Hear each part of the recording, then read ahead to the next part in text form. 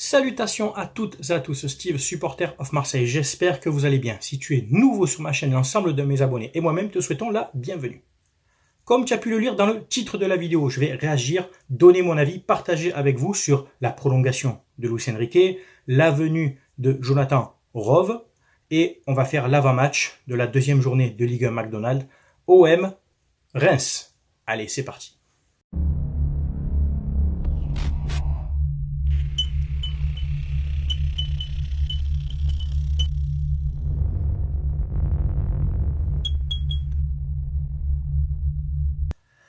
Tout d'abord, un grand merci encore pour les 20 000 abonnés, les nouveaux abonnés qui sont venus récemment. On a fait la FAQ, foire aux questions. J'ai répondu aux questions avec le plus de sincérité possible. Vous pouvez retrouver ma vidéo qui date il y a quelques jours.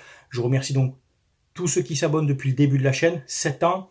Et depuis, donc, il y a eu des partenariats et j'en profite tout de suite. Je fais une petite parenthèse sur mon partenaire, maillogo.co, où tu pourras trouver des maillots de l'Olympique de Marseille de cette année, des années précédentes, des maillots vintage, rétro, de très très bonne qualité, des maillots de la Squadra Azzurra par exemple de 1994, des maillots d'équipe nationale, européenne, africaine, asiatique, Amérique du Sud, Amérique centrale, voilà, hommes, femmes, enfants.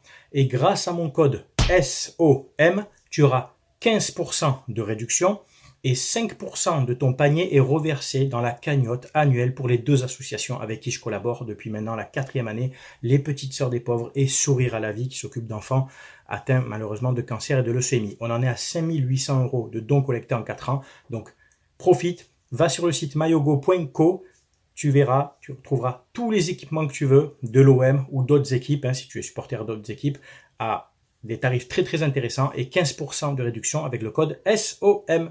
Alors, tout d'abord, on va parler de la prolongation de Luis Enrique. Pour les plus anciens, ceux qui me suivent depuis longtemps, j'ai toujours soutenu et défendu Luis Enrique, comme j'ai toujours soutenu et défendu, et le seul, Leonardo Balerdi. Aujourd'hui, Balerdi, c'est qui? C'est le capitaine d'Olympique de Marseille, défenseur incontestable du club, titulaire indiscutable, et qui a fait une énorme saison l'année dernière, et qui, je pense, va faire une très grosse saison. Qui sait qu'a eu le nez, c'est Bibi. Luis Enrique, j'ai toujours vu en lui des qualités athlétiques, ça c'est indéniable, on ne pourra pas revenir dessus. Là où il doit progresser, c'est sur la finition et sur son aspect technique, balle au pied. On a vu déjà avec les matchs de préparation sous De Zerbi que ça allait beaucoup mieux. Et on a vu surtout sur le premier match là-bas à Brest où il est auteur d'un doublé. Certes, tu me diras, c'est pas les plus beaux buts que tu as vus en Ligue 1, mais il est là, il a fini, il a conclu les actions. Donc 2 buts pour Luis Enrique, je suis très content pour lui, qui a prolongé jusqu'en 2028. Derrière cette prolongation, il faut voir un message. Déjà, que le club compte sur le joueur, qui était en fin de contrat cette saison. Très jeune joueur de 22 ans. Il faut quand même rappeler son âge, 22 ans. Donc, je pense que De Zerbi compte sur lui pour jouer sur le couloir gauche. On parlera après donc, de Jonathan Rove. Mais surtout, car il y a une valeur marchande. On le sait maintenant, dans le football moderne, dans le football mondial, les jeunes joueurs qui réussissent une saison, leur cote, leur valeur marchande explose. Ça va très vite dans le foot moderne avec les sponsors, tout ça, les droits TV, l'augmentation de tout, des salaires, enfin, toute cette bulle médiatique et financière fait que la valeur des joueurs augmente très vite. Je pense qu'il y a l'aspect sportif, où De Zerbi compte sur le joueur, et il y a l'aspect financier, où Longoria a vu en lui une potentielle plus-value intéressante. C'est un jeune joueur, je te dis qu'il y a des qualités athlétiques, ça c'est incontestable, il est robuste, il est fit. Je vous invite à suivre son Instagram où vous verrez qu'il y a une très bonne hygiène de vie. Et je pense que c'est un joueur qui va progresser, qui n'a que 22 ans. Ça a été difficile les premières années de quitter le Brésil, de venir en France. Beaucoup de Brésiliens ont eu cette contrainte et cette galère en arrivant. Il faut quand même rappeler que sur ses premiers matchs avec Villas-Boas, il avait quand même délivré 5 passes décisives, quand même sur des bouts de match. La première saison, c'était en 2019-2020 ou 2021, bref, 5 passes décisives avec des bouts de match. Et là, il commence à marquer des buts. Moi, je compte sur lui. Car c'est un battant. C'est un joueur qui a un très bon mental, qui ne triche pas. C'est pas le genre de joueur qui va foutre le bordel dans le vestiaire, tu vois. Et tu peux le mettre à gauche, à droite. Il a dépanné en tant que latéral. Voilà. Moi, je compte sur ce joueur et je suis très content de sa prolongation. Et du coup, ça nous amène à son concurrent, on va dire, pour le même poste. Jonathan Rove, je sais pas comment ça se prononce, qui nous vient de Norwich. Alors Norwich, je te le mets là sur la carte. Tu sais qu'avec moi, il y a toujours un petit côté instructif, tu sais. on apprend des choses sur ma chaîne. Donc sur cette carte d'Angleterre, c'est à l'est, hein, d'accord, Norwich, c'est à l'est. Ils jouent en deuxième division anglaise, donc Championship. L'année dernière, toute compétition confondue, c'est 13 buts et 5 ou 6 passes décisives. Je te mets ça, sa fiche ici. Jeune joueur de 21 ans, d'accord, international espoir anglais, d'1m73, pas très grand, rapide, technique balle au pied. Hein. Vous avez vu sûrement d'autres vidéos qui parlent de lui, de son profil. Je ne vais pas plus développer. Il y en a qui ont fait de très bonnes vidéos et qui ont développé donc sur son style de jeu qui est percutant, dribbleur. Alors, moi, il me fait un petit peu penser, toute proportion gardée, à Kevin Nkunku. Pour ceux qui s'en rappellent qu'on avait eu. Alors, il venait aussi de Nantes. Alors là, le parallèle, c'est que Norwich, c'est The Canaries là-bas en Angleterre, parce qu'il joue aussi en jaune et vert. C'est un peu le même profil. Nkunku aussi était un joueur de petite taille, rapide, technique, qui avait aussi du déchet balle au pied, mais qui était provoquant, percutant. Moi, il me fait penser un peu à ce style-là, mais en plus robuste, tu vois, en plus gaillard. Et je pense qu'il va apporter dans le couloir. Il va falloir par contre qu'il travaille sa finition et surtout de lever la tête, hein, balle au pied, de lever les yeux, bien entendu. Mais voilà, entre lui et Luis Enrique pour la Ligue 1, je dis bien pour la Ligue 1, hein, puisque cette année on joue que ça et la Coupe de France, je pense que ça sera suffisant, d'accord. Et puis à tout moment, tu sais que tu peux dézoner Harit sur le couloir gauche si tu mets Carboni en 10. Enfin, il y a des solutions. Deserbi ne manquera pas de solutions cette saison. Donc, l'option d'achat obligatoire, plus le prépayant, ça nous revient à un joueur à 17 millions d'euros. Pour un joueur de 20-21 ans, c'est les prix. Alors j'espère que ça ne fera pas le même effet que Iliman Ndiaye, je l'espère. Hein. On verra, il n'y a pas la même pression. Iliman Ndiaye, c'était vraiment le pur Marseillais, supporter de l'OM. Malheureusement, ça ne l'a pas fait. Je lui souhaite vraiment une bonne continuation là-bas en Angleterre. Donc accueillons Rao comme il se doit. Et puis, il a son compatriote de l'autre côté, couloir droit, en la personne de Greenwood. Donc, c'est toujours bien d'avoir aussi un compatriote dans l'équipe. Hein, ça aide à l'adaptation. Donc, pour moi, c'est une bonne recrue et une bonne prolongation. De Luis Enrique, on a vraiment là, je pense, 2 joueurs de qualité dans le couloir gauche. Des joueurs qui ne vont pas économiser leurs efforts, des joueurs qui vont se donner. C'est ce que prône le jeu de Deserbi. Et, ma foi, il va y avoir une rotation. Le fait aussi d'avoir cette concurrence va faire que les joueurs vont vouloir tirer le meilleur d'eux-mêmes. Tu vois ce que je veux dire? Tout ça, pour moi, c'est bénéfique. Et puis, pour le prix, je te dis, ça sera payé en fin de saison ou en début de saison prochaine. Donc, d'ici là, il n'y a pas de problème. Les finances sont nettes. Il y a eu des ventes, il y a eu des achats, d'accord? Il y a des prêts. Hein, pour tous ceux qui me parlent d'investisseurs encore cachés. Alors, ils disparaissent de plus en plus, ces gens-là, et puis ils reviendront tous les 6 mois pour dire, vous avez vu, il y a un bateau saoudien qui a frôlé un petit peu le vieux port en visite. Tu vois, on les connaît, ces gens-là, notamment sur Twitter. Ça pullule derrière des comptes où tu vois jamais leur tête, tu sais. Enfin bref, passons. L'avant-match, OM Reims, 2e journée de Ligue 1, McDonald's, au Stade Vélodrome, coup d'envoi 20h45, dimanche soir en direct de DAZN. DAZN, 30 € par mois, tu le sais, c'est génial. Hein, juste pour la Ligue 1, c'est excellent. Et puis il faut Bein aussi. Si tu veux voir tous les matchs, il faut DAZN et Bein.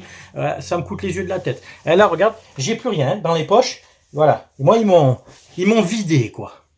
Donc, 2e journée de Ligue 1. Pour son premier match, Reims a perdu à domicile contre le LOSC 2-0, bon, malgré qu'ils ont joué à 10 au bout d'un petit quart d'heure de jeu. Les joueurs à craindre dans cette équipe sont les 2 Japonais, Ito et Nakamura. Oh, Jaja, il n'y a pas moyen, Jaja, non, c'est pas elle, c'est un autre. Et Diakité devant, voilà, ce sont les joueurs les plus techniques de l'équipe. D'accord. Au niveau des dernières confrontations, sur les 5 derniers matchs contre Reims, on en a perdu un l'année dernière en fin de saison au mois de mai 1-0. Sinon, c'est que des victoires, à domicile comme à l'extérieur. 4-1 notamment à domicile la saison dernière. Des victoires 2-1 chez nous, 2-1 chez eux. Bon, c'est une équipe qu'en général nous réussit. D'accord. L'année dernière, ils ont fini juste derrière nous au classement à 3 points. Hein, 9e, je crois, nous on a fini 8e, 9e. Bon, c'est abordable, c'est au Stade Vélodrome, stade plein, 49 000 abonnés, encore record battu, hein, juste pour de la Ligue 1. Imaginez un peu si on avait l'équipe et le budget d'un Paris Saint-Germain et qu'on jouerait la Ligue des Champions chaque année. Mais c'est plus 49 000 abonnés qu'il y aurait, les gars. C'est 56 000, 57 000. Vous vous rendez pas compte, Marseille, ce que c'est. En fait, ce que l'OM représente à Marseille alors qu'on ne gagne rien. Alors qu'on ne gagne rien. Ce club est mis en avant ne serait-ce que par sa popularité, sa ferveur et ses supporters. Et je te dis, il n'y a pas de résultat. Et les joueurs viennent chez nous pour ça, pour sa visibilité, pour son exposition. Donc, 49 000 personnes, le stade sera plein, je pense. Malheureusement, moi, je ne pourrais pas y être, à part si au dernier moment, j'arrive à me trouver une place ou quoi. Autant je vous ferai la surprise. Mais en l'occurrence, je n'y serai pas. Bon, La compo, je pense, ça va être du classique, hein, ça va être Rulli dans les buts. À droite, on va sûrement avoir Murillo. À gauche, Merlin. Dans l'axe, Balerdi, Cornelius ou Balerdi, Brassier. D'accord. À la récupération, on aura sûrement du Hochberg, Kondogbia. Ça, c'est mon idée, hein, bien sûr, c'est mon idée. À droite, Greenwood, Harit, Luis Enrique ou Rao à gauche et devant Eli Wahi. 4-2-3-1, je pense que c'est l'équipe sur laquelle on peut s'attendre. Ça peut bouger au niveau des latéraux. Moi, je t'ai dit Murillo et Quentin Merlin. Peut-être qu'il va nous ressortir la surprise Lirola, j'en sais rien. Peut-être qu'il va mettre Murillo à gauche et à voir. Peut-être que Rongier va débuter. Enfin, moi, c'est l'équipe que je mettrai, hein, bien entendu, avec, je te dis, Hochberg et Kondogbia. Mais tu as aussi Koné qui peut jouer. Enfin, il y a du choix. Il y a des possibilités. Voilà. Et ça, c'est très bien cette saison, c'est qu'il y a des possibilités et il va y avoir une très bonne concurrence. Le mercato de l'OM, bien entendu, n'est pas fini. Il va falloir remplacer la longue absence de Mumbagna. Je lui souhaite un prompt rétablissement et beaucoup de courage à ce joueur qui s'était bien préparé pour la saison, qui a vraiment une très grosse force athlétique.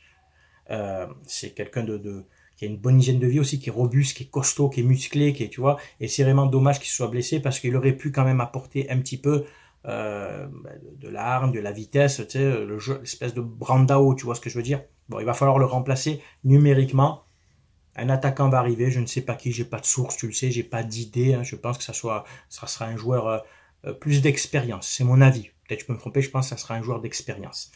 Voilà, donc pour cette vidéo, tu as mon avis hein, sur les recrues, les prolongations, l'avant-match. Moi, je m'attends clairement à une victoire. Hein. On est favori contre Reims. Hein. Attention quand même de ne pas les prendre de haut, de jouer notre jeu comme à Brest, et ça devrait très bien se passer. Moi, je vois une victoire avec 2 voire 3 buts d'écart. Je dis bien 2 voire 3 buts d'écart dans un stade bouillant où beaucoup de joueurs vont découvrir l'ambiance du Vélodrome. Voilà. Donc, tu as mon avis. C'est bien entendu à toi de donner le tien en commentaire, que tu sois supporter de l'OM, de Reims ou d'une autre équipe. C'est que bien entendu, on respecte les avis de chacun. Vous pouvez me suivre sur Twitter. Vous aurez tous les liens de mes réseaux en description, donc sur Twitter, sur TikTok, où de temps en temps je poste un peu, bon, surtout pour rigoler, et bien entendu sur Instagram, où je réponds à tout le monde en MP. Hein. Instagram pour la communication, Twitter hein, pour réagir à l'actu et un peu taquin, et puis TikTok pour rigoler. Voilà, il y a toujours la page Facebook, mais juste je partage sur le Facebook ce que je mets sur le YouTube. Voilà. Merci d'avoir regardé ma vidéo, c'était Steve, supporter of Marseille. Portez-vous bien, à très bientôt. Ciao, ciao tout le monde.